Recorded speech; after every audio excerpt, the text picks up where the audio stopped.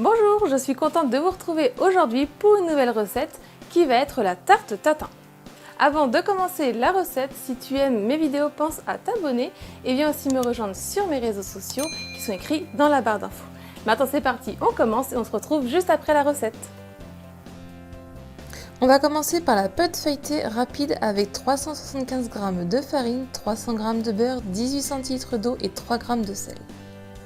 Je commence dans la cuve de mon robot par venir y verser la farine, le sel et les morceaux de beurre.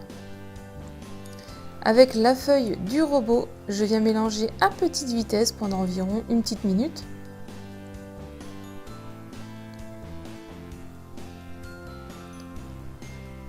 Je viens ensuite ajouter l'eau en une seule fois. Et là, je viens remélanger à vitesse 2 pour ma part, donc c'est une vitesse un peu moyenne, pendant environ à peine 2 minutes, le temps qu'en fait ça commence à se former un peu une boule au niveau de votre feuille du robot. Il ne faut pas chercher à trop mélanger, à incorporer non plus les morceaux de beurre, il faut qu'il en reste. Vous voyez, une fois que ça se forme après la pâte, on va pouvoir arrêter. Je viens fariner mon plan de travail. Et je viens mettre donc la pâte sur le plan de travail fariné.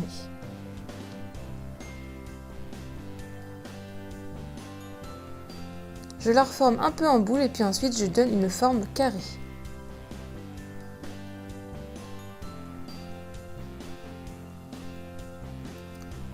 À l'aide de mon rouleau à pâtisserie, je vais venir maintenant l'étaler en long rectangle.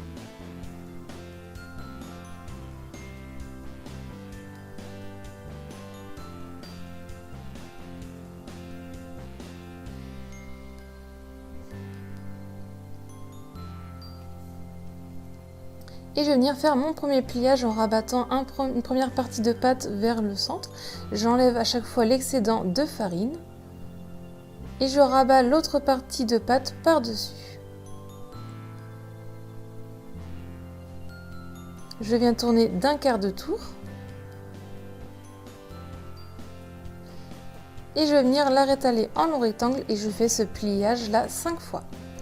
Voilà, au dernier pliage, votre pâte, à quoi elle ressemble, elle est déjà beaucoup plus rectangulaire. Je vais pouvoir venir la filmer dans du film alimentaire. Et je vais la mettre au frais 1 heure. Pour la garniture de la tarte Tintin, il vous faudra 9 pommes ou 12, ça dépend de votre taille du moule, 2 fois 65 g de beurre, 250 g de sucre, 80 g d'eau et un œuf pour la dorure. Dans une casserole de préférence à fond épais, je viens verser mon sucre en poudre et mon eau. Je viens tourner la casserole pour que ça soit homogène, surtout ne rien mettre, pas de spatule, rien du tout dedans. Et je vais porter ça à ébullition.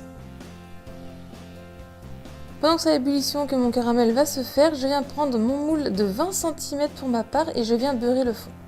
J'ai découpé à l'avance un cercle de papier de cuisson que je viens mettre dans le fond de mon moule et qui va se coller avec le beurre.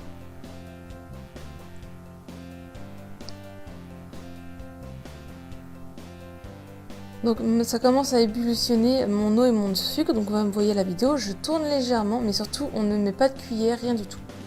Quand il commence à bien être coloré, on tourne de plus en plus souvent. Une fois la belle couleur caramel, on va pouvoir retirer du feu. Hors du feu, je viens ajouter mes morceaux de beurre, attention ça peut éclabousser, et je mélange.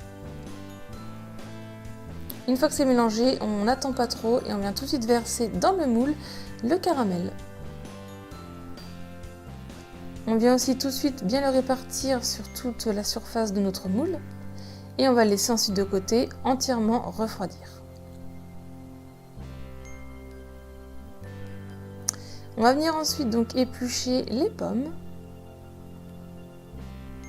et je viens les couper en 4.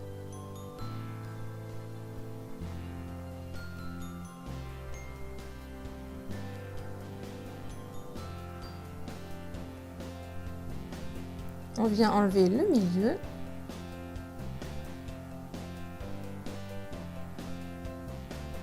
Et voilà, une fois tout coupé, ce que ça donne en 4 morceaux, les pommes.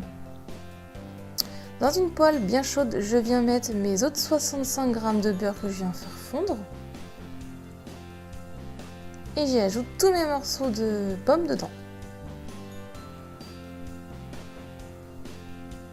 Et pendant environ 15 voire 20 minutes sur feu assez fort, on va venir mélanger assez souvent et on va en fait les rendre les bords assez tendres, mais le milieu il faut qu'il soit encore légèrement ferme.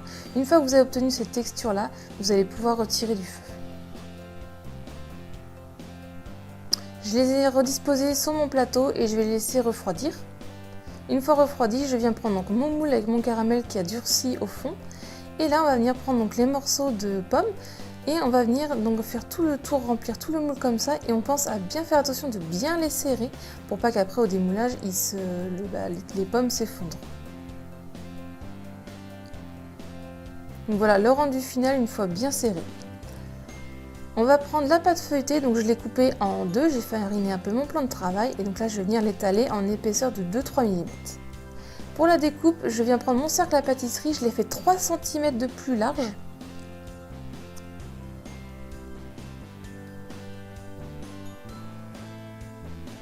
Et ensuite je prends la pâte et je viens la déposer au-dessus de mon moule. On appuie légèrement et on va venir rabattre un petit peu les bords. Ensuite, on va prendre l'œuf pour la dorure. Pour ma part, je n'avais plus d'œuf, donc j'ai pris la solution de prendre du lait. Et je viens avec le pinceau donc faire la dorure sur le dessus de ma pâte. Avec une fourchette, je viens piquer toute la pâte. Et avec mon couteau, je viens au centre former un petit trou pour faire une petite cheminée, pour que la vapeur puisse s'échapper. Et on fait cuire 45 minutes environ à 180 degrés. Une fois que c'est bien doré, on peut retirer du four. Et là, on va attendre même pas à peine 1 minute avant de pouvoir venir le démouler. Il faut surtout pas trop attendre. Donc faites attention de ne pas vous brûler.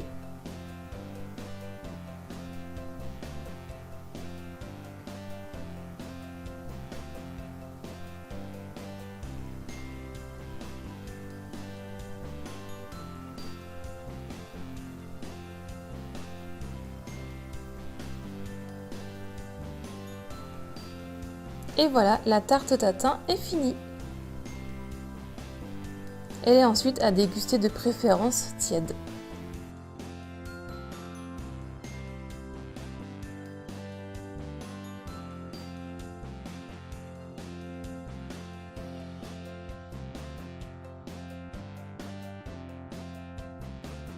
La recette est terminée, j'espère que ça vous a plu. Si c'est le cas, mettez un petit j'aime à la vidéo.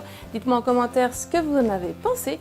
Si vous la reproduisez, vous pourrez me partager votre avis dans les commentaires en dessous de cette vidéo ou me partager en photo sur un de mes réseaux sociaux qui sont dans la barre d'infos. Si tu aimes mes vidéos, pense à t'abonner et moi je vous dis à très vite. Bye!